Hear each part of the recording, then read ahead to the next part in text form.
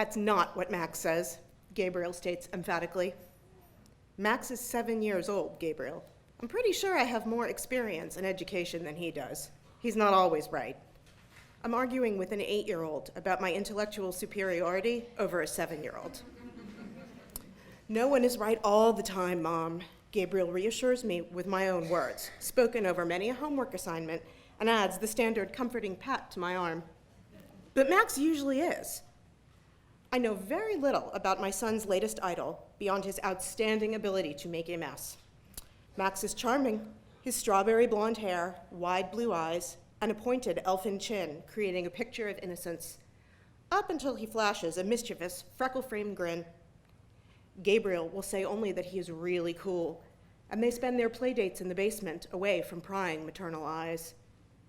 I consider grilling Gabriel's teachers until I discover the boys are enrolled in the same summer camp, which features a commute on the city's worst-designed expressway in the middle of rush hour.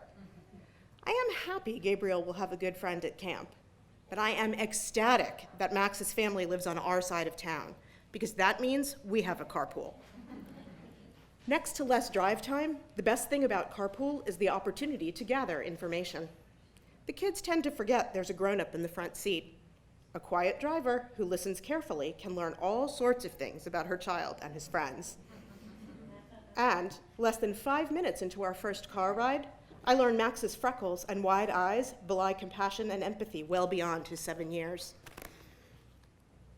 That day, as I'm gathering up my purse and phone, I notice both Gabriel and his backpack are missing.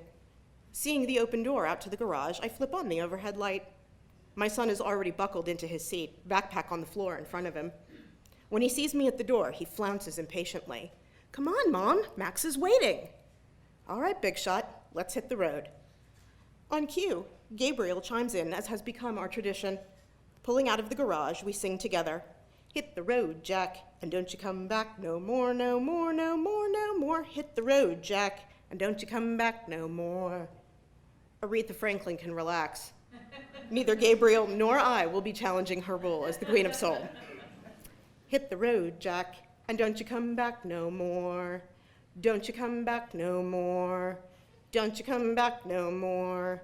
Don't you..." Gabriel, you're stuck on the song. "No, I'm not." "Okay, you're not. I've had this argument enough times to know it's not worth having again. Don't you come back no more. Don't you come back no more. Don't you come back no more." Gabriel's Max euphoria has landed his neuronal needle firmly in the mental groove of one of his favorite songs. This repetition is one of his few stereotypically autistic behaviors. It surfaces when he's intensely excited, anxious, or even amused. Whether it's involuntary or a calming technique is anybody's guess. "Don't you come back no more. Don't you come back no more." We turn into our meetup spot, and I pull up next to Max's mom's car. Max bounds out of his mom's car and into mine. I'm not sure his feet actually touch the ground in between. Katie is a few steps behind, slowed by the weight of Max's backpack, lunchbox, and car seat. After hugging and kissing and buckling and settling, we're finally ready to take on the expressway. Gabriel has stopped singing now that Max is in the car, and I'm enjoying this rare glimpse into my son's social life. "Who's your favorite Super Mario Brothers character, Max?" Gabriel bounces with the force of his Mario excitement. "You know, it's Luigi. Mine's Toad." "I know, but why do you like him so much?" "Because he's awesome," cries my son. "Awesome, awesome, awesome." Max laughs. "Luigi is triple awesome too." Gabriel is enchanted by this new phrase. "Triple awesome, triple awesome, triple awesome," he chants. "Say it again." Max is delighted to have an audience. "Luigi and Toad are triple awesome." "Say it again." "Luigi and Toad are triple awesome. Triple awesome, triple awesome." "Can you say it again?" "Luigi and Toad are triple awesome." Lather, rinse, repeat. I sense Max's enthusiasm for this conversation is starting to flag. "Gabriel," I call gently, "it's enough, buddy. You've said it 3 or 4 times now. Let's move on." Gabriel considers this in silence, and while he thinks, Max leans forward. "It's okay." "Pardon me, Max?" I said, "It's okay. I know Gabriel repeats stuff sometimes. It's no big deal." Yeah, Mom, my son chimes in. It's not a big deal or anything. Just like that, the intensity of the moment eases.